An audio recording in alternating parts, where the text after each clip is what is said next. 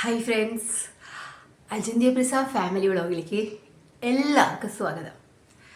ഇന്നൊരു പ്രത്യേകതരം ദിവസമാണ്. പ്രത്യേകതരം ഓർമ്മകളുള്ള പ്രത്യേകതരം എന്നാണ് പറയാനറിയില്ല. ഒരുപാട് ഫീലിങ്സുകൾ, ഒരുപാട് ഞങ്ങൾ ഫീൽ ചെയ്യിപ്പിച്ചിട്ട് കടന്നു പോയിട്ടുള്ള ഒരു ദിവസമാണ് ഇന്ന്.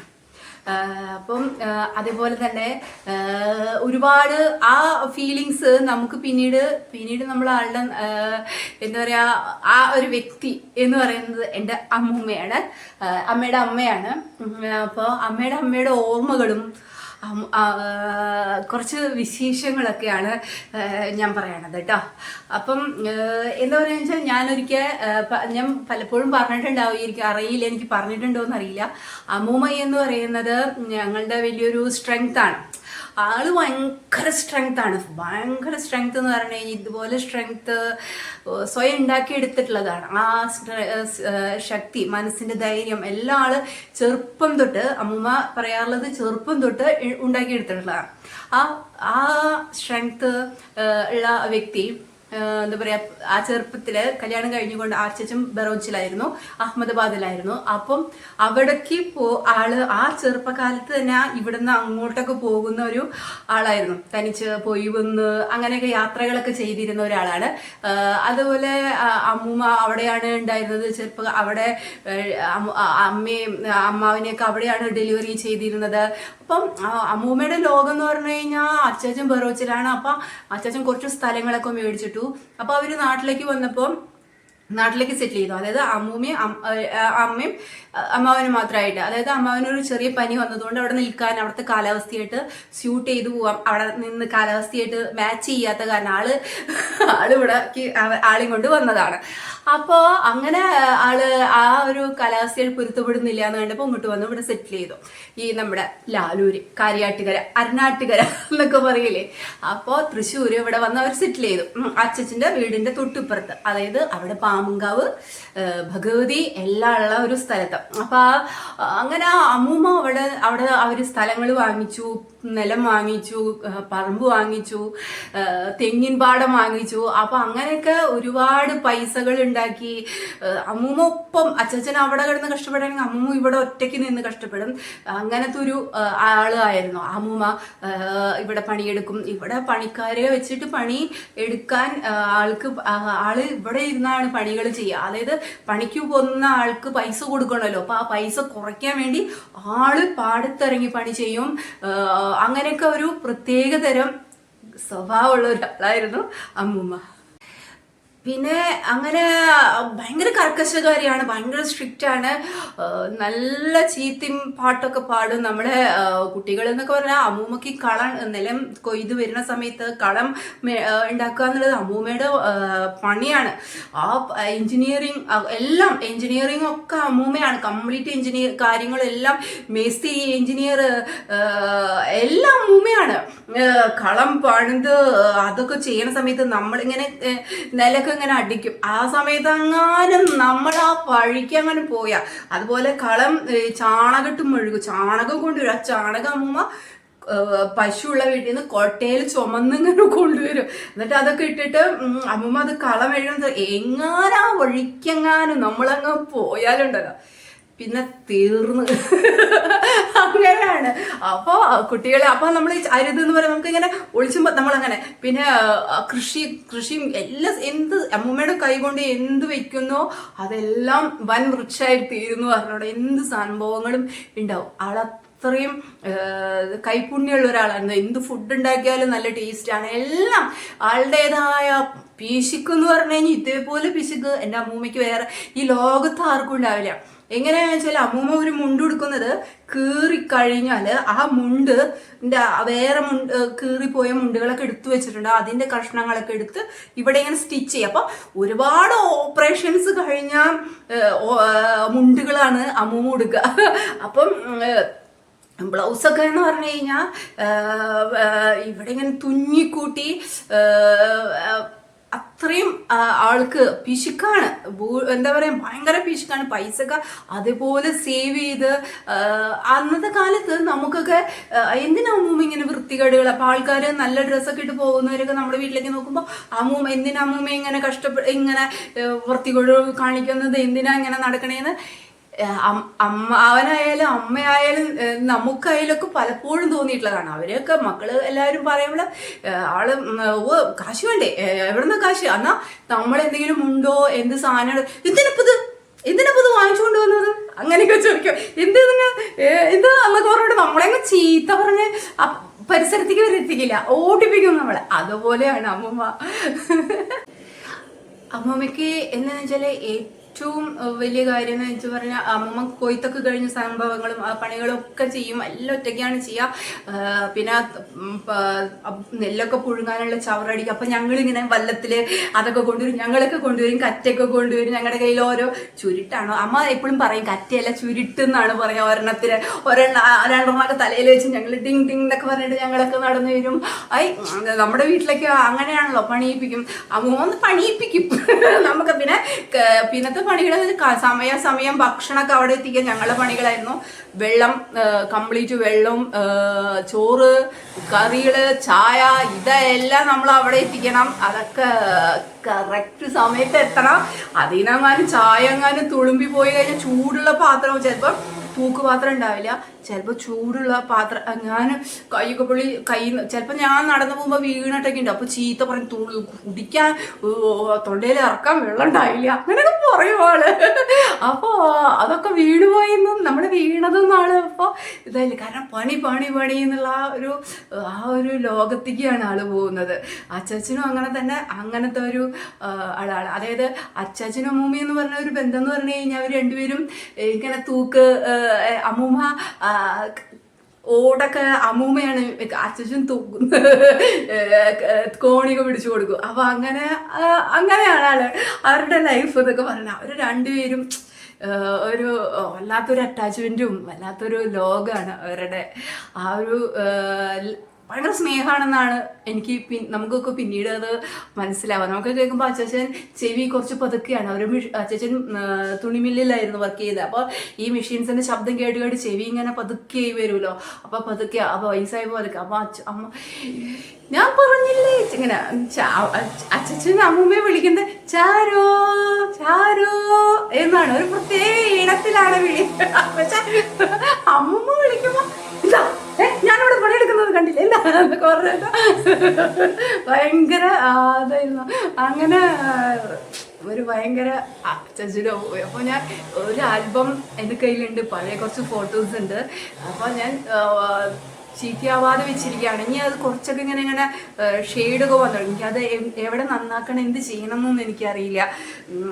അതൊക്കെ എനിക്കൊന്ന് റെഡിയാക്കി എടുക്കണം. അപ്പം അമ്മൂമ്മയുടെയും കുറച്ച് ഓർമ്മകളും കാര്യങ്ങളൊക്കെയാണ് എനിക്ക് പറയാനുള്ളത്. ആണ് കേട്ടോ അമ്മൂമ്മയും ഞാനും ചേച്ചിയും. പിന്നെ ഇത് ഞാനും ചേച്ചിയും, ഇതാണ് ഞങ്ങളുടെ ഫോട്ടോസ്. കുറച്ചുണ്ട്, ഇനിയുണ്ട്. അപ്പം ഇത് അമ്മൂമ്മയാണ്. ഈ ഫോട്ടോ ഒക്കെ എടുക്കാൻ പോയതൊക്കെ എനിക്ക് ഓർമ്മയുണ്ട് കേട്ടോ. ഞങ്ങൾ സ്റ്റുഡിയോയിൽ പോയതും അച്ഛനും അമ്മയും ഞാനും ഒക്കെ കൂടെ, ചേച്ചിയൊക്കെ കൂടെ സ്റ്റുഡിയോയിൽ പോയത്, ഈ ഫോട്ടോ എടുക്കാൻ നിന്നതൊക്കെ എനിക്ക് ഓർമ്മയുണ്ട്. അതൊക്കെ എന്താ പറയുക, ഇങ്ങനെയൊക്കെ ഒരു ഫോട്ടോ എടുത്ത് വെച്ചതൊക്കെ നന്നായി. സത്യം അറിയാമല്ലോ, എൻ്റെ ഈ വയസ്സ് തൊട്ടുള്ള ഫോട്ടോസ് മാത്രമേ ഉള്ളൂ, ഇവിടെ നിന്നോട്ടുള്ള ഫോട്ടോസ് ഉള്ളൂ. അതുകൊണ്ട് തന്നെ എന്നെ തവിട് കൊടുത്ത് മേടിച്ചതാണ്. അല്ലെങ്കിൽ സത്യം പറഞ്ഞാൽ ഒരു സ്റ്റോറി ഉണ്ട്, ആ സ്റ്റോറി ഞാൻ നിങ്ങളായിട്ട് ഷെയർ ചെയ്യാം കേട്ടോ. അതെന്താണെന്നറിയോ, ആ സ്റ്റോറി എന്താണെന്നറിയോ നിങ്ങൾക്ക്? എൻ്റെ അമ്മ പറഞ്ഞിട്ടുള്ളതാണ്. ഞാൻ ഒന്നാമത് കുറുമ്പൊക്കെ ഉണ്ടായിരുന്നു തോന്നുന്നുണ്ട്, പക്ഷെ എൻ്റെ മനസ്സിനെ ഒരുപാട് ഹെർട്ട് ചെയ്യിപ്പിക്കുന്ന ഒരുപാട് സംഭവങ്ങൾ ചെറുപ്പത്തിൽ ഇങ്ങനെ നമ്മളൊക്കെ പറയുമല്ലോ. അവർ ചെറുപ്പത്തിൽ പറഞ്ഞത് കണ്ടെന്ന് വെച്ചാൽ, ഞാനൊരു മുസ്ലിം സ്ത്രീയുടെ മകളാണ്. അപ്പോൾ അമ്മ പ്രസവിക്കാനായിട്ട് ചെന്നപ്പോൾ, അമ്മ പ്രസവിച്ച കുട്ടി മരിച്ചുപോയി. അപ്പോൾ പ്രസവിക്കാനായിട്ട് ചെന്നപ്പോൾ അവിടെ ഒരു മുസ്ലിം സ്ത്രീ ഉണ്ടായിരുന്നു. അപ്പോൾ അവർക്ക് എന്താ വെച്ചാൽ അവർക്ക് 5 മക്കളാണ്, 5 പെൺമക്കളാണ്. 6ാമതായിട്ടാണ് ഞാൻ ജനിച്ചത്. അപ്പോൾ അവര് ആ കുട്ടീനെ കളയാനായിട്ട് പോവായിരുന്നു. അപ്പൊ അമ്മയ്ക്ക് കുട്ടി ഇല്ലാതെ ആയപ്പോൾ അമ്മ എന്ത് ചെയ്തു, ആ കുട്ടീനെ അവര് മേടിച്ചു കൊണ്ടുവന്നു. ഇങ്ങനെയുള്ള ഒരു സാധനമായിരുന്നെങ്കിൽ ഞാൻ എടുക്കില്ലായിരുന്നു എന്നൊക്കെ അമ്മ ഇങ്ങനെ പറയും. ഇപ്പൊ ചെറുപ്പത്തിലൊക്കെ അത് ഞാനിങ്ങനെ കണ്ണൊക്കെ വട്ടം പിടിച്ച് അയ്യോ സത്യമായിരിക്കുമോ എന്താണ് അപ്പൊ കാരണം കണ്ടില്ലേ ഹേന ഒക്കെ. അപ്പോൾ ചേച്ചി അങ്ങനെ കണ്ടില്ലേ അവരൊക്കെ നല്ലവരാണ്, ഞാൻ മാത്രമാണ് മോശം. അപ്പൊ ഇങ്ങനെയൊക്കെ പറയും. അപ്പൊ എനിക്കത് എൻ്റെ മനസ്സിനെ വല്ലാണ്ട് വിഷമിപ്പിക്കും. അപ്പൊ അമ്മൂമ്മ എന്താ പറയാന്ന് വെച്ചാൽ അമ്മൂമ്മ പറയും കുറുമ്പത്തിയാണല്ലോ, ഞാൻ കുറച്ച് കുറുമ്പത്തിയും കൂടിയാണ്. അപ്പൊ അമ്മൂമ്മ എന്താ പറയാന്ന് വെച്ചാല് ഇതാണ് കണ്ടില്ലേ ഇവൾക്ക് എൻ്റെ ഇവള് കറുത്തിട്ട് കണ്ടില്ലേ, ഇവള് കറുപ്പാണ്. അപ്പൊ ഇവള് കറുത്ത. അപ്പൊ എനിക്ക് കറുപ്പെന്ന് പറഞ്ഞു കഴിഞ്ഞാൽ ഭയങ്കര വിഷമ. സ്കൂളിലെ ടീച്ചേഴ്സും എന്നെ ഭംഗിയില്ലാത്തതെന്നൊക്കെ പറഞ്ഞിട്ട് എന്നെ വിഷമിപ്പിച്ചിട്ടൊക്കെ ഉണ്ട്. അപ്പൊ അമ്മൂമ്മ പറയും എൻ്റെ അടുത്ത് ഇവള് കറുത്ത കാരണം ഞാൻ എൻ്റെ ചായ അവൾക്ക് കണ്ടില്ലേ, ഇവളെ കണ്ടില്ലേ കോന്ത്രമ്പല്ലൊക്കെ വന്നിക്കണ്, എൻ്റെ ചായ അവൾക്ക് എന്നൊക്കെ പറയാം അമ്മ. അപ്പൊ അല്ല കോന്ത്രമ്പല്ലെന്ന് പറയാൻ കാരണം എന്താണെന്ന് വെച്ചാൽ മോർ എൻ്റെ കളർ അവൾക്ക് കണ്ടില്ലേ കറുത്തട്ട അവള് എന്നൊക്കെ പറയാം അമ്മൂമ്മ. അപ്പൊ ഞാൻ അല്ലല്ലോ എനിക്ക് കോന്ത്രമ്പല്ലില്ല. അപ്പൊ ഞാൻ അമ്മൂമ്മേനെ പറയും, അങ്ങോട്ട് പറയാം എനിക്ക് കോന്ത്രമ്പല്ലില്ല. അപ്പൊ അമ്മമ്മക്ക് കോന്ത്രമ്പല്ലുണ്ട്. കണ്ടില്ലേ നിന്റെ പല്ലൊക്കെ കണ്ടില്ലേ, നിനക്ക് കോന്ത്രമ്പല്ല് വരേണ്ടതായിരുന്നു. അപ്പൊ എന്റെ പല്ലൊക്കെ പോയിക്കായിരുന്നു, കോന്ത്രമ്പല്ല് വരേണ്ടതായിരുന്നു, അതുകൊണ്ട് ഞങ്ങൾ പറിച്ചു കളഞ്ഞതാ, അല്ലെങ്കിൽ കോന്ത്രമ്പല്ല് വന്നേനെ എന്നൊക്കെ പറയാം. അപ്പൊ എനിക്ക് പല്ലില്ലായിരുന്നു ആ സമയത്ത്.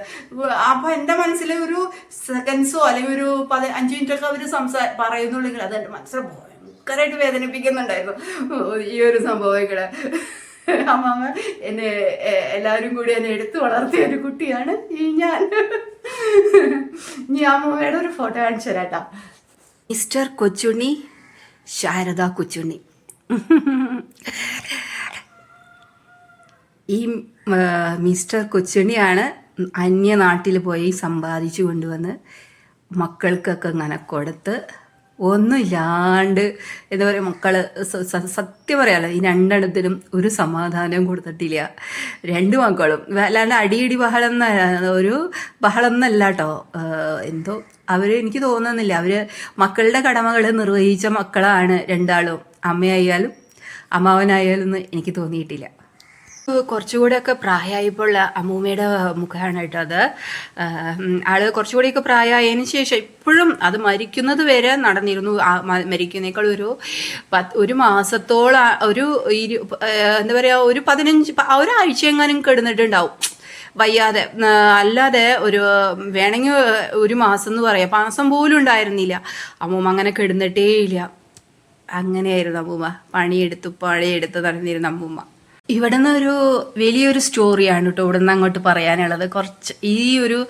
ഇതാണ് ഞങ്ങളുടെ എന്താ പറയുക ലാസ്റ്റ് ഞങ്ങൾക്കുള്ള ഒരു ഹാപ്പി ആയിട്ട് അമ്മൂമ്മയുടെ കൂടെയുള്ള ഒരു സമയം. അമ്മൂമ്മയുടെ മാത്രമല്ല ഒരുപാട് ആളുകളുടെ ഒരുമിച്ചുള്ള ഒരു സമയമായിരുന്നു. നമ്മുടെ ദിലീപേട്ടൻ വരെ എത്തിയിട്ടുണ്ടായിരുന്നു ഈ ഒരു പരിപാടിക്ക്, കണ്ടില്ലേ. ഇത് അമ്മൂമ്മയുടെ 82ാം പിറന്നാളാണേ. ആ പിറന്നാളിനുള്ള അമ്മൂമ്മയുടെ ഒരു സന്തോഷമാണ്. അതായത് ഈ ഇരിക്കുന്നത് സുഭാഷ് ചേട്ടൻ്റെ അമ്മയും, അതായത് ചേച്ചിയുടെ ഹസ്ബൻഡിൻ്റെ അമ്മയും, പിന്നെ ഞങ്ങളുടെ അമ്മൂമ്മ കേക്ക് മുറിച്ച് കഴിഞ്ഞിട്ട് സുഭാഷ് ചേട്ടൻ്റെ അമ്മയുടെ വായിലേക്ക് കൊണ്ടുവന്നിട്ടാണ് വെച്ചത്. കൊടുത്തു, 2 പേരും കൊടുത്തു. എന്നിട്ട് അമ്മ അതെടുത്ത് വെച്ച ഒരു സീനാണ് ഈ കാണുന്നത്. അത് എത്ര സന്തോഷത്തോട് കൂടിയിട്ടാണെന്നറിയാം അവർ 2 പേരും ഇരുന്ന് സംസാരിക്കുന്നുണ്ടായിരുന്നത്. അമ്മൂമ്മേനെ നടുവിൽ ഇരുത്തിയിട്ട് ഈ 3 പേരും ഇന്നില്ല. ഈ 3 ആളും ഇന്ന് ഞങ്ങളുടെ കൂടെ ഇല്ല. ഇത് തൊട്ടപ്പുറത്തിരിക്കുന്നത് അമ്മൂമ്മയുടെ അയൽപ്പക്കക്കാരിയാണ്. വർക്കിയുടെ ഭാര്യ മേരി എന്നാണ് എല്ലാവരും വിളിക്കുക. മേരി അമ്മാമ്മയുടെ സ്വന്തം അയൽക്കാരിയാണ്, ആത്മാർത്ഥ സുഹൃത്തുക്കളാണ്. അപ്പൊ ഇപ്പുറത്തെ സുഭാഷേട്ടൻ്റെ അമ്മ സുഭാഷേട്ടൻ. ഈ ഒരു മെമ്മറി ഉണ്ടല്ലോ ഭയങ്കര. ഇവര് 3 ആളും ഇപ്പോൾ നമ്മുടെ കൂടെ ഇല്ല. ആദ്യം സുഭാഷ് ചേട്ടൻ്റെ അമ്മ പോയി, സുഭാഷ് ചേട്ടൻ്റെ അമ്മയില്ല, ആദ്യം ഞങ്ങളുടെ അമ്മമ്മ പോയി, അതിന് സുഭാഷ് ചേട്ടൻ്റെ അമ്മ പോയി, അത് കഴിഞ്ഞ് മേറീച്ചി പോയി. ഞങ്ങൾ ചേച്ചി എന്നാണ് കേട്ടോ വിളിക്കുക. ഇത് സുഭാഷ് ഏട്ടൻ്റെ ഭാര്യയാണ്. പിന്നെ ചേച്ചിയും, എൻ്റെ ചേച്ചി. പിന്നെ ഇവർക്ക് 3 പേർക്കും ചോറ് വിളമ്പി കൊടുക്കുകയാണ്. അവരങ്ങനെ 3 ആളിരുന്ന് ഭക്ഷണം കഴിക്കുകയാണ്. ഞങ്ങൾ വിപുലമായിട്ട് തന്നെ നടത്തിയിട്ടുണ്ടായിരുന്നു. വിപുലമായിട്ട് തന്നെ സന്തോഷമായിട്ട് തന്നെ ഇരിക്കുകയാണെന്ന് വിചാരിച്ചിട്ട് അങ്ങനെ ഹാപ്പി ആയിട്ട് ഇരിക്കാൻ വേണ്ടിയിട്ട് എല്ലാ കാര്യങ്ങളും ചെയ്തിട്ടുണ്ടായിരുന്നു. നിങ്ങൾ ഇത്രയൊക്കെ ഫോട്ടോസ് കണ്ടല്ലോ.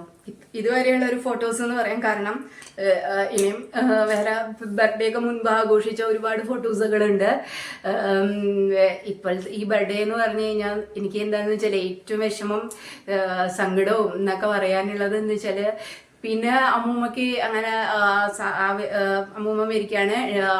കുറച്ച് കഴിഞ്ഞപ്പോൾ ചേച്ചി തക്കുമോൻ ഡെലിവറി കഴിഞ്ഞിട്ട് അമ്മൂമ്മയുടെ കയ്യിലാണ് കൊണ്ടുവന്നിട്ട് അമ്മൂമ്മയുടെ കയ്യിലാണ് കൊടുത്തത്. അതുവരെ അമ്മൂമ്മ കാത്ത് ഇങ്ങനെ ഇരിക്കുന്നത്. അപ്പോൾ ചെറുതായിട്ട് ഇങ്ങനെ ഓർമ്മപ്പിശകും ഒരു ഉഷാറ് കുറവൊക്കെ ഉണ്ട്. പക്ഷെ ആള് എനർജറ്റിക് ആണ്, നമുക്ക് ഫുഡ് കഴിക്കും. പിന്നെ ഉറക്കമില്ല, രാവില്ല, അങ്ങനത്തെ ഒരു ഉറങ്ങാതെയായി. ഡിസംബറിലാണ് കുഞ്ഞാവി ഉണ്ടാവുന്നത്. അപ്പോൾ തക്കുമോൻ ഉണ്ടാവുന്നത് അതിന് ശേഷമാണ് അമ്മൂമ്മ മരിക്കുന്നത്. അപ്പോൾ നമുക്ക് ഭയങ്കര സങ്കടമായിരുന്നു അന്ന്. ഞങ്ങൾ എന്താ വെച്ചാൽ അമ്മൂമ്മ ചടപടേന്ന് ആയി, ഇതെല്ലാം ആയി. എന്നെ എപ്പോഴും വഴക്ക് പറയും. ഞാൻ ഇപ്പോൾ പറയാന്ന് വെച്ചാൽ നമ്മൾ ഇങ്ങനെ ഭയങ്കര ലവബിള് അങ്ങനെയല്ല, ഭയങ്കര അറ്റാച്ച്മെന്റ് ആണ്, ഭയങ്കര ഇതാണ്. പക്ഷെ നേർക്ക് നേരെ കണ്ടു കഴിഞ്ഞാൽ അമ്മൂമ്മയുടെ കൺസെപ്റ്റുമായിട്ട് ഒട്ടും യോജിച്ചു പോകാത്ത ഒരാളാണ് ഞാൻ. ഒട്ടും ചേർന്ന് പോകില്ല. ആളുടേതായ ഒരു ലോകത്താണ്, ഞാൻ എൻ്റെതായ ഒരു ലോകത്താണ്. കാരണം ആള് വരച്ച വരയിലാണ് അമ്മേനെ വളർത്തിക്കൊണ്ട് വന്നിരിക്കുന്നത്. അമ്മയുടെ മക്കളെ ഞാൻ എന്ന് പറഞ്ഞു കഴിഞ്ഞാൽ എങ്ങാനും എന്തൊട്ട് ഒരു 6:30 7 മണിക്ക് എങ്ങാനാണ് വീട്ടിലേക്ക് കയറുന്നതെങ്കിൽ, 7 മണിയായിട്ടാണ് ഞാൻ വീട്ടിലേക്ക് കയറുന്നതെങ്കിൽ പൊന്നു മക്കളെ തീർന്ന്. എന്നാ അമ്മൂമ്മ എവിടെയായിരുന്നു നിങ്ങൾ പെൺകുട്ടികൾ? അമ്മോടാണ് കൂടുതൽ പറയാ, നീ പെൺകുട്ടികളെ പറഞ്ഞു വിട്ടിരിക്കുകയാണ്, നീ എന്താണ് അങ്ങനെ ചെയ്തത്, അങ്ങനെയൊക്കെ ചോദിക്കും. അതായത് ഈ 7 മണി എന്നൊക്കെ പറയാം, നമ്മുടെ അമ്പലങ്ങളിലൊക്കെ ഈ വടക്കുനാഥൻ പറമ്പിക്കാവ് ഇവിടേക്ക് പോയിട്ട് വരുമ്പോൾ ഏകദേശം ഒരു 7 മണി 7:30 ആവും. അപ്പൊ സന്ധ്യയ്ക്കാണല്ലോ നമ്മൾ പോകുന്നത്. അപ്പൊ എങ്ങനെയാ നമ്മൾ എവിടെ പോകണമെന്ന് ചോദിക്കുമ്പോൾ നമ്മൾ പറയുന്ന സ്ഥലം പറയുമ്പോൾ ആള് കാൽക്കുലേറ്റ് ചെയ്യും. കൃത്യം ഇവിടെ നിന്ന് ഒരു 5 മണി, അവിടെ എത്തുമ്പോൾ ഒരു 5:20, അവിടെ നിന്ന് അങ്ങനെ ഇങ്ങനെ തൊഴാൻ തന്നെ എത്ര അധികം സമയം, അങ്ങനെയൊക്കെ ചിന്തിക്കും. അങ്ങനെയുള്ള ഒരാളായിരുന്നു. അപ്പോൾ തക്കുമോൻ അങ്ങനെ ഉണ്ടായി. അതിനുശേഷം അമ്മൂമ്മ കണ്ടു, മോനെയൊക്കെ കണ്ട് എല്ലാവരും ഹാപ്പി ആയിട്ടായിരുന്നു. പിന്നെ ഈ ഒരു ഫംഗ്ഷൻ നടക്കുമ്പോൾ എനിക്ക് ഏറ്റവും ഫീൽ ചെയ്യുന്നത്, ഇങ്ങനെ ഞാൻ അമ്മൂമ്മോട് പറഞ്ഞില്ല, ഞാനാണ് എല്ലാം അറേഞ്ച് ചെയ്തത്. അപ്പോൾ കസേരയും പന്തലും എല്ലാ സംഭവങ്ങളൊക്കെ വന്നിട്ടുണ്ടായിരുന്നു വീട്ടില്. അപ്പോൾ ഫ്രണ്ടിലേക്ക് ഒന്ന് പന്തൽ കേട്ടോ, അല്ലെങ്കിൽ അകത്ത് തന്നെയായിരുന്നു നമ്മൾ ഫുഡും കാര്യങ്ങളൊക്കെ ചെയ്തിട്ടുണ്ടായിരുന്നെങ്കിലും സദ്യ ഏൽപ്പിക്കലൊക്കെ ആയിരുന്നു.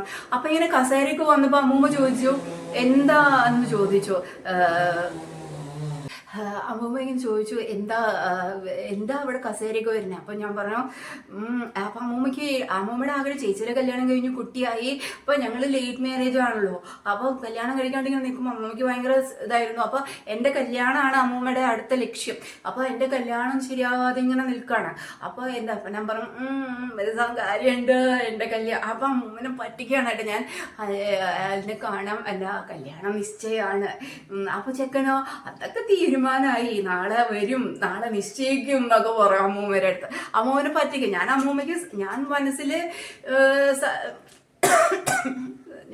മനസ്സിൽ അങ്ങനെ വേറെ ഒന്നും ചിന്തിച്ചിട്ടല്ല, അമ്മൂമ്മനെ പറ്റിക്കാൻ വേണ്ടിയിട്ടാണ് ഞാൻ. എന്നുവെച്ചാൽ എൻ്റെ കല്യാണം എപ്പോഴെങ്കിലും അന്ന് അങ്ങനത്തെ ഒരു മൈൻഡോട് കൂടി നടക്കണം. കല്യാണം നടന്നു അല്ലെങ്കിൽ വേണ്ട എന്നുള്ളൊരു ഇതിലായിരുന്നു ഞാൻ.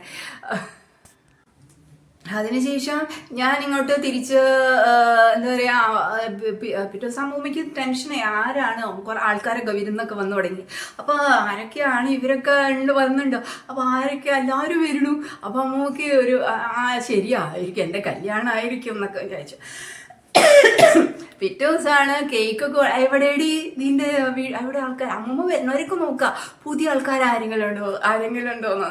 ഇവിടെ എനിക്ക് അത് കഴിഞ്ഞിട്ട് ആൾക്കാർ വന്നപ്പോൾ അമ്മൂമ്മ ചോദിച്ചു, അല്ല എവിടെയടി നീ എന്നെ എന്തും കേമിയാടി നീ എന്നെ ഇങ്ങനെ പറ്റിച്ചല്ലോ എന്നൊക്കെ പറഞ്ഞിട്ട് അമ്മ എന്നെ എങ്ങനെയൊക്കെ ആക്കിയല്ലോ എന്നൊക്കെ, അമ്മനെ പറ്റിച്ചതാ ഞാൻ പറ്റിച്ചതാ എന്നൊക്കെ പറഞ്ഞിട്ട് ഞങ്ങളങ്ങനെ ഇതായി. അപ്പോൾ എന്ന് വെച്ചാൽ ഞാൻ ഉറക്കെ ചിരിക്കും, ഉറക്കെ സംസാരിക്കും, പിന്നെ എല്ലാവരോടും സംസാരിക്കും. ഇതൊന്നും ഇഷ്ടമല്ല. അതായത് അമ്മൂമ്മയുടെ കാറ്റഗറിയിൽ പെട്ട ആളല്ല ഞാൻ. അതാണ് ആ കാരണം അതിൻ്റെ ഒരു തിക്കും തിരക്കാണ് ഞങ്ങൾ തമ്മിൽ. അപ്പോൾ ഇങ്ങനെ ഉറക്കെ ചിരിക്കാൻ പാടില്ല, ഉറക്കെ സംസാരിക്കാൻ പാടില്ല. അപ്പം എൻ്റെ കല്യാണം ഇങ്ങനെ നടക്കണം, എങ്ങനെ ഞാൻ നിന്ന് പോവോ, അതൊക്കെയാണ് ആളുടെ ഒരു. അപ്പോൾ അങ്ങനെയൊക്കെ വിഷമിച്ചിരിക്കുന്ന സമയത്താണ് അങ്ങനെ ഇതായി. അതിന് ശേഷമാണ് ചേച്ചി പ്രഗ്നൻ്റോ. അപ്പം അമ്മ അങ്ങനെ ചോദിക്കും എന്താ കല്യാണം ഇതാവില്ല. അപ്പം അതിന് മുൻപ് എനിക്ക് ആക്സിഡൻ്റ് ഒക്കെ ഈ ഒരു ഇതിനൊക്കെ മുൻപ് എനിക്ക് ആക്സിഡൻറ്റ് പറ്റിയിട്ടുണ്ടായിരുന്നു. അപ്പോൾ അല്ലല്ല ഇത് കഴിഞ്ഞതിന് ശേഷം, സോറി കേട്ടോ, ഇത് ഇതാണ് പറഞ്ഞത് സന്തോഷം എന്ന് പറഞ്ഞിട്ടില്ലേ. അപ്പം അപ്പോൾ എൻ്റെ ഇത് കഴിഞ്ഞതിന് ശേഷം എനിക്ക് ആക്സിഡൻറ്റ് പറ്റി. അപ്പോൾ ആക്സിഡൻറ്റ് പറ്റിയപ്പോൾ ഞാനും അമ്മയും കൂടി വണ്ടിയിൽ പോകുന്ന സമയത്ത് എനിക്കൊരു ആക്സിഡൻറ്റ് പറ്റി. അപ്പോൾ ഞാൻ പറഞ്ഞു, അവിടെ ഒരു മരം മുറിക്കുന്ന ശബ്ദമുണ്ട്. അപ്പോൾ അതെനിക്ക് ഡിസ്റ്റർബൻസ് ആവാം സംസാരിക്കുമ്പോൾ, ഒരു അരോചകം. അതുകൊണ്ടാണ് ഇടയ്ക്കിടയ്ക്ക് ഇങ്ങനെ ഞാൻ ഓഫ് ചെയ്തുകൊണ്ടിരിക്കുന്നത്. അപ്പോൾ അമ്മമ്മ ആക്സിഡൻ്റ് ഒക്കെ പറ്റി കഴിഞ്ഞപ്പോൾ ഞാൻ അമ്മയും കൂടി പോകുമ്പോൾ തിരുവള്ളക്കാവിൽ വെച്ചിട്ട് അമ്പലത്തിലേക്ക് പോയതായിരുന്നു. അപ്പോൾ തിരുവള്ളക്കാവിൽ വെച്ചിട്ട് ഒരു ആക്സിഡൻറ്റ് പറ്റും. അപ്പോൾ എൻ്റെ അമ്മയ്ക്കും ഒന്നും സംഭവിച്ചില്ല. എനിക്ക് ചെറുതായിട്ട് സ്പൈനലിൻ്റെ ഇവിടെ ആയിട്ട് ഒരു ചെറിയൊരു ഇത് വന്നിട്ടുണ്ടായിരുന്നു. അപ്പോൾ എനിക്ക് ശബ്ദം കേട്ടോ, എനിക്ക് ആ വണ്ടിയിൽ ഒരു അതായത് നമ്മുടെ കൊടുങ്ങല്ലൂർ ഇരിങ്ങാലക്കുട റൂട്ട് ഞാൻ അമ്മയും കൂടി വണ്ടിയിൽ വരുന്ന ആ സമയത്ത് ഞങ്ങളുടെ സെൻറ്ററിൽ വെച്ചിട്ട് തന്നെ അവിടെ വെച്ചിട്ട് വണ്ടി ഇടിച്ചു. പിന്നിൽ വന്ന് കാർ ഇടിച്ചു. അപ്പോൾ ഞാനിങ്ങനെ അപ്പുറത്തെ ഇടവഴിയിൽ നിന്ന് ക്രോസ് ചെയ്ത് ഇങ്ങോട്ട് പോകുമ്പോൾ എൻ്റെ ബാക്കിൽ നിന്ന് വന്നിട്ട് ഇടിച്ചു തെറിപ്പിച്ചു. ടാക്ക് എന്ന് പറഞ്ഞാൽ ഞാൻ മേടിച്ചു. എന്നാൽ ഞാൻ ബോണറ്റില്ലേ ഇടിച്ച കാറിൻ്റെ ബോണറ്റ് മിക്ക വീണു. അങ്ങനെയാണ് സ്പൈനലും ഒരു പണി കിട്ടിയത് വയലിൻ്റെ അവിടെ. പിന്നെ അമ്മയ്ക്ക് പിന്നെ ഭാഗ്യത്തിന് അമ്മ നേരെ നട റൂട്ടിലേക്ക് വീണെങ്കിലും കൊടുങ്ങല്ലൂർ ഇരിങ്ങാലക്കുട വണ്ടി മിന്നി ചെതറിപ്പോകുന്ന വണ്ടികളുണ്ട്, അത് വന്നില്ല, രക്ഷപ്പെട്ടു. പക്ഷേ അതുകൊണ്ട് അമ്മയ്ക്ക് ജസ്റ്റ് വീണു. അമ്മയ്ക്ക് പിന്നെ ബോൺ നല്ല സ്ട്രോങ് ആയതുകൊണ്ട് അന്നൊന്നും ഒന്നും സംഭവിച്ചില്ല. അപ്പോൾ അത് കഴിഞ്ഞ് ഇങ്ങനെ വണ്ടി അപ്പോൾ എക്സൈസുകാരുടെ വണ്ടി വരുന്നുണ്ടായിരുന്നു വണ്ടി. അപ്പോൾ അവരെന്ത് ചെയ്തു, എനിക്ക് എണിക്കാൻ പറ്റുന്നില്ല. സംഭവം ഭയങ്കര പെയിൻ ആയില്ലോ, നമുക്ക് സ്ക്രാച്ച് എല്ലാം കൂട്ടി കഴിഞ്ഞ് ഇത്തിരി ഭയങ്കര എനിക്ക് പറ്റില്ല എന്നൊക്കെ പറഞ്ഞു. ഞാൻ പറ്റില്ല, ഭയങ്കര കരച്ചിലും പാളൊക്കെ.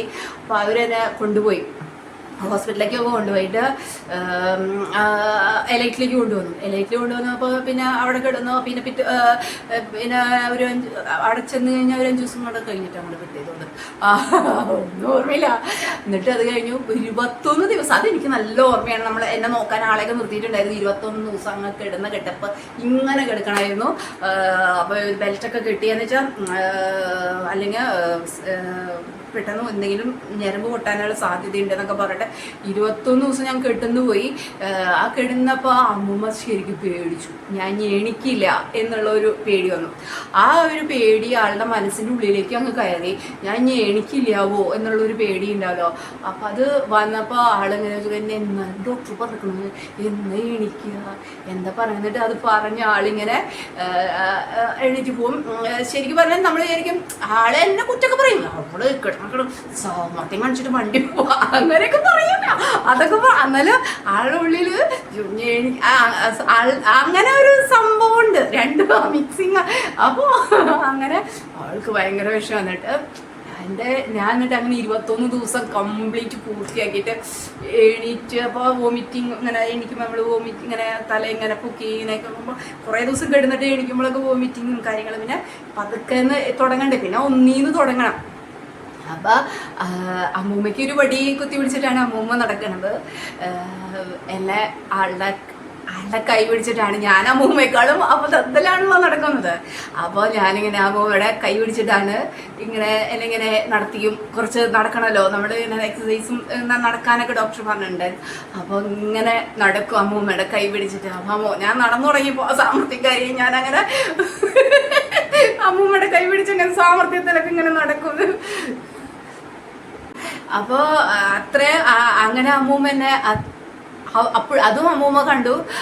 അപ്പോൾ അതിന് അപ്പോൾ എന്നിട്ടാണ് പിന്നെ ചേച്ചി പ്രഗ്നൻ്റ് ആയി. പിന്നെ അങ്ങനത്തെ പിന്നെ വണ്ടി എടുത്തു പോലും കാര്യങ്ങളൊക്കെ ഭയങ്കര സൂക്ഷ്മതയോടുകൂടി കാര്യങ്ങളൊക്കെ നോക്കി അങ്ങനെയൊക്കെ. അപ്പം എന്നെ അതിലും അമ്മൂമ്മ എന്നെ നോക്കിയിരുന്നു.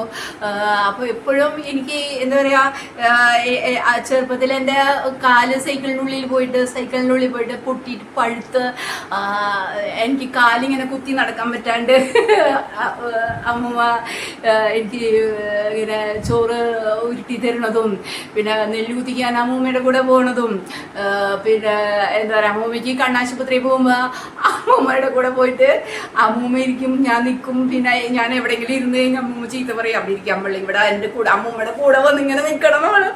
അങ്ങനെയൊക്കെ ഒരുപാട് ഓർമ്മകളാണ് അമ്മൂമ്മയുടെ. എന്താ പറയുക, കഷ്ടപ്പെട്ട് എല്ലാം ഇങ്ങനെ കഷ്ടപ്പെട്ട് പണിയെടുത്ത കാശൊക്കെ സ്വരൂപിച്ച് വെച്ച് എന്താ നമുക്ക് ഓണത്തിന് വിഷുവിനൊക്കെ കാശ് കൊണ്ടുവന്ന് തരാനായിട്ട് ഓടി വരിക, അച്ചാച്ചൻ്റെ കയ്യിൽ കൊടുത്തിടുക. അച്ചാച്ച ഉള്ളിടത്തോളം കാലം അച്ചാച്ചൻ കൊണ്ടുവന്ന് തരും, പിന്നെ അമ്മൂമ്മ കൊണ്ടുവന്ന് തരും. അതൊക്കെ അമ്മൂമ്മ പണിത് പിശുക്കി എടുത്ത് അമ്മൂമ്മ ഉണ്ടാക്കിയിട്ടുള്ള ആ കാശുകളായിരുന്നു. പിന്നെ ഞാൻ ഇതൊക്കെ ഞങ്ങൾ തമ്മിൽ എന്തൊക്കെ ഫൈറ്റും കാര്യങ്ങളും എന്തൊക്കെ ഉണ്ടെങ്കിലും എൻ്റെ കല്യാണ സമയമായപ്പോൾ ഞാൻ ശരിക്കും മിസ്സാക്കിയത് അമ്മൂമ്മയാണ്. കാരണം എല്ലാവരും എനിക്ക് അച്ഛൻ ഉണ്ടായിരുന്നില്ല. എൻ്റെ കല്യാണ സമയത്ത് എനിക്ക് അച്ഛൻ ഉണ്ടായിരുന്നില്ല. അപ്പം എനിക്ക് അച്ഛനില്ല എന്നുള്ള ഒരു വിഷമം ഉണ്ടായിരുന്നില്ല കാരണം ചേച്ചിയുടെ കല്യാണമൊക്കെ ഞാൻ ഒറ്റയ്ക്ക് നടത്തി ഉള്ള കാരണം എല്ലാ കാര്യത്തിനും ഞാൻ തന്നെ ഇല്ല. അപ്പം എനിക്ക് അങ്ങനത്തെ ഒരു അച്ഛനില്ല. എന്ന് സുഭാഷ് ചേട്ടനുള്ളപ്പോൾ അങ്ങനത്തെ ഒരു ഫീലിങ്സ് എനിക്ക് ഉണ്ടായിരുന്നില്ല. അച്ഛനില്ല എന്നുള്ളൊരു സങ്കടമൊന്നും എനിക്കുണ്ടായിരുന്നില്ല. പിന്നെ ഞാൻ ശരിക്കും എൻഗേജ്മെൻ്റ് ഇപ്പോൾ ഞാൻ കരഞ്ഞത് എൻഗേജ്മെൻറ്റിന് അന്നാണ്. അത് ശരിക്കും ഞാൻ ഫീൽ ചെയ്തത്. എനിക്കൊരു ചെറിയമ്മ ഉണ്ടായിരുന്നു. ആ ചെറിയമ്മ മരിച്ചിട്ട് കുറച്ച് ദിവസമായി ഉണ്ടായിരുന്നുള്ളൂ.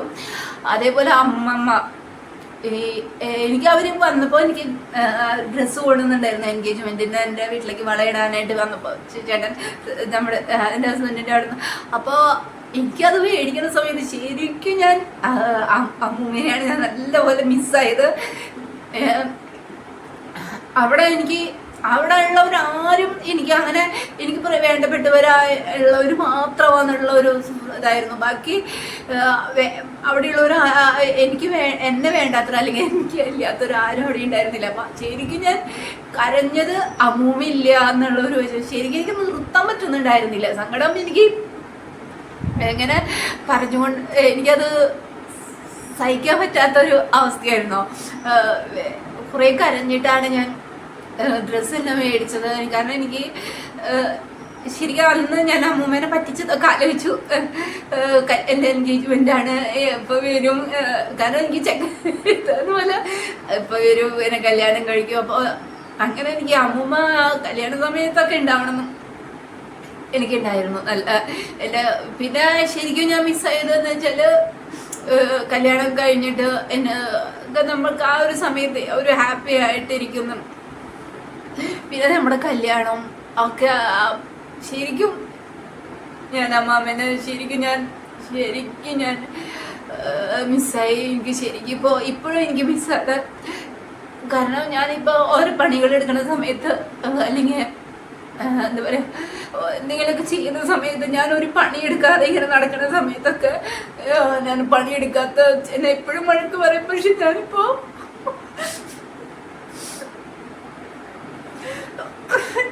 ഇവിടെ ഫുള്ള് ഞാൻ പണികളെടുത്ത് നടക്കുമ്പോ ഇതൊന്നും അമ്മമ്മ കാണുന്നില്ലായിരുന്നില്ല.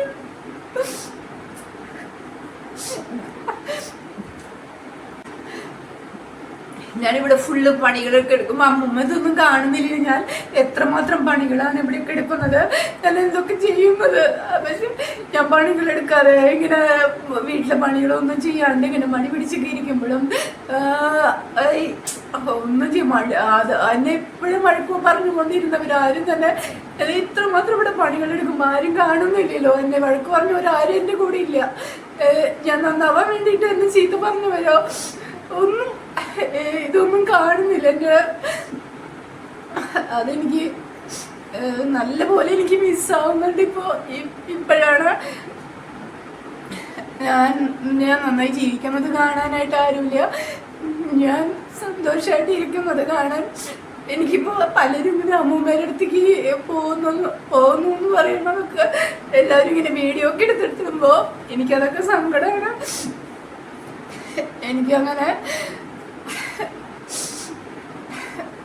കാരണം ഏറ്റവും കൂടുതൽ ഞാൻ ഈ പണികൾ ശരിക്കും പറഞ്ഞാൽ ഞാൻ പണികൾ എടുക്കുന്നത് എനിക്ക് അമ്മൂമ്മ ചെയ്യുന്ന പണികൾ കണ്ടിട്ടാണ് എനിക്ക് കൃഷിക്കാര്യങ്ങളായാലും കൃഷി ചെയ്യുന്നതായാലും എന്തെങ്കിലും നടുന്നതോ എല്ലാം ഞാൻ അമ്മൂമ്മ ചെയ്യുന്നത് കണ്ട് മനസ്സിലാക്കി പഠിച്ചത് തന്നെയാണ്.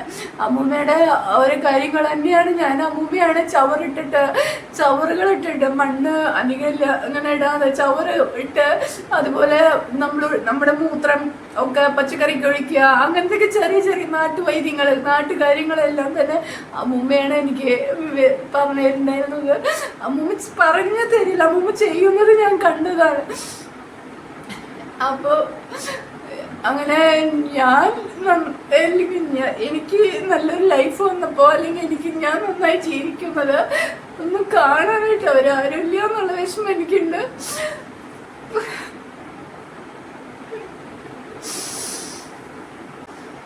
അപ്പേ നോക്കപ്പോൾ അങ്ങനെ ആടേടാ. അപ്പം ഇതാണ് എൻ്റെ ഓർമ്മകള്, ഇത് മാത്രമാണ് എൻ്റെ ഓർമ്മകള്. ഇതിൽ ഫുള്ള് എൻ്റെ ഓർമ്മകളാണ്, എൻ്റെ സ്വപ്നങ്ങളാണ്, എന്താ പറയുക, എൻ്റെ ലൈഫാണ് എന്നൊക്കെ പറയാം. എൻ്റെ ലൈഫിൻ്റെ ഒരു ഭാഗമാണ്, എൻ്റെ ലൈഫിൻ്റെ ഫുള്ള് ഏടുകളാണ് ഈ ആൽബത്തിൽ നിറച്ചുള്ളത്. അപ്പം അതിൻ്റെ ഒരു ഫാമിലിയോട് signing off. Tata, bye by.